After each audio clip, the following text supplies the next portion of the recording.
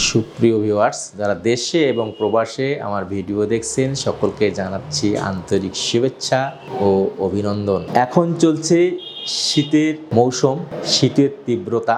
এ সময় দেখতে পাচ্ছেন যে আমি আমার শরীরে অনেকগুলি বস্ত্র শীত নিবারণের জন্য পরিধান করেছি।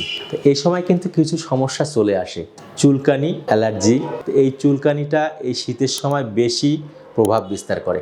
তো যার জন্য আমি বলতে চাচ্ছি চুলকানি হওয়ার আগে বাধা প্রদান করা, যাতে চুলকানি না হতে পারে। সাধারণত দীর্ঘ সময় সূর্যের আলো আমরা পাই না, যেমন সকাল থেকে সারাদিন পর্যন্ত সূর্য দেখা মেলে না, আকাশ মেঘলা থাকে, কুয়াশা পড়তে থাকে আর ঠান্ডার তীব্রতা বাড়তে থাকে।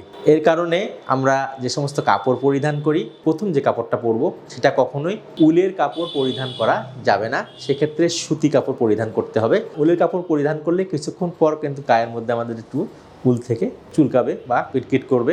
এখান থেকে কিন্তু আস্তে আস্তে দেখা যায় যে একটু ইনফেকশন হবে, ত্বক শুষ্ক হয়ে যায়। কারণ হলো ওয়েদারটা কিন্তু এখন শুষ্ক। গরমের সময় ওয়েদার থাকে কি আর্দ্র, সেখানে ওয়েদারের মধ্যে প্রচুর পরিমাণ জলীয় বাষ্প ভাসতে থাকে এবং ত্বকও সবসময় ভেজা থাকে, যার কারণে সেই ক্ষেত্রে আমরা কাপড়ের ব্যাপারটা।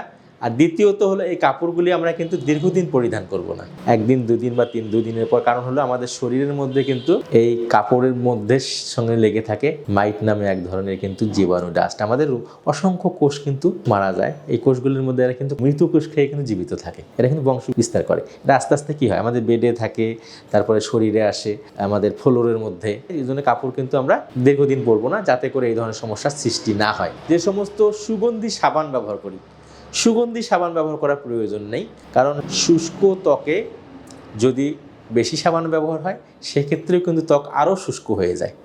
ত্বক শুষ্ক হয়ে গেলে ত্বকের রুক্ষতা বেড়ে যায় এবং দেখা যায় যে ত্বকের কোষ কিন্তু তখন আরও ড্যামেজ হয়ে যায়। সেদিকটা একটু খেয়াল রাখবো।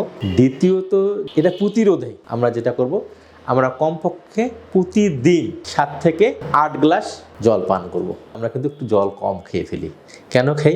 শীতের সময় কিন্তু দুটি কারণ থাকে। শরীরের মধ্যে তাপ কিন্তু কী হয়, বের হতে পারে না, বা তাপ যখন আমরা বের হতে দিই না তখন কিন্তু আবদ্ধ অবস্থা থাকে।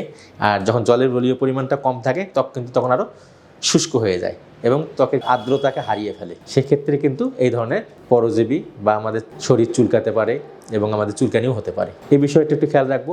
দ্বিতীয় যেটা বলবো, পাশাপাশি আমরা সবজিগুলি বেশি বেশি করে খাবো, যেটা আমাদের শরীরকে ঠিক সুস্থ রাখবে এবং শরীরের গঠনকে ভালো রাখবে। আর তৃতীয়ত যেটা বলবো, যদি হয়ে যায় সেই ক্ষেত্রে আমরা কি করতে পারি, আমরা ন্যাচারাল কিছু ট্রিটমেন্টের কথা আমি বলতে পারি। ওষুধ তো কিছু পাওয়াই যায়, আছে, এবং অ্যালার্জি অ্যান্টিহিস্টামিন গ্রুপের আছে, এটা তো এলোপ্যাথি চিকিৎসা দেওয়া হয়। আমরা নিম পাতার ব্যবহার কথা, হলুদ একটু করে আমরা হলুদ খেতে পারি। হলুদ কিন্তু আমাদের শরীরের রোগ প্রতিরোধ ক্ষমতাটাকে, ইমিউনিটি সিস্টেমটাকে বাড়িয়ে দেয়, যেহেতু এর মধ্যে কিউকারমিন আছে। নিমের পাতার সিদ্ধ পানি ব্যবহার করে গোসল করতে পারি, এক্ষেত্রে একটা ভালো সুফল পাবো। এবং পাশাপাশি ত্বককে আর্দ্রতা রাখতে এবং যাদের চুলকায় সেক্ষেত্রে নারিকেল তেল, গোসল করার পর নারিকেল তেল আমরা ব্যবহার করতে পারি। সেক্ষেত্রে চুলকানি থেকে অনেকাংশে নিরাময় হবে, এমনকি ভালো হয়ে যেতে পারে। তা আজকে শীতকালীন চুলকানি এবং ত্বকের র্যাশ নিয়েছিল আলোচনা। আজকের এই ভিডিওটা যদি আপনাদের ভালো লাগে তাহলে অবশ্যই আপনারা লাইক করবেন, শেয়ার করবেন এবং কমেন্ট করবেন। এবং আপনাদের যদি কোনো মতামত থাকে তা অবশ্যই কমেন্ট বক্সে লিখে জানাবেন। পরবর্তীতে সে বিষয়ে আমি আলোচনা করে জানিয়ে দেবো। আর যারা আমার চ্যানেলটিকে সাবস্ক্রাইব করেছেন আমার পক্ষ থেকে তাদেরকে অসংখ্য ধন্যবাদ। আর যারা নতুন তারা আমার চ্যানেলটি সাবস্ক্রাইব করবেন, পাশে থাকা বেলটি বাজিয়ে দেবেন, যাতে নিত্য নতুন স্বাস্থ্য বিষয়ক ভিডিও আপলোড হলে দ্রুত আপনাদের হোম পেজে শো করে আর আমি নিত্য নতুন স্বাস্থ্য বিষয়ক ভিডিও বানানোর অনুপ্রেরণা পাবো। আপনারা সবাই সুস্থ থাকুন, সুন্দর থাকুন, এই প্রত্যাশা আমি বিদায় নিচ্ছি। আপনাদের সবাইকে অসংখ্য ধন্যবাদ।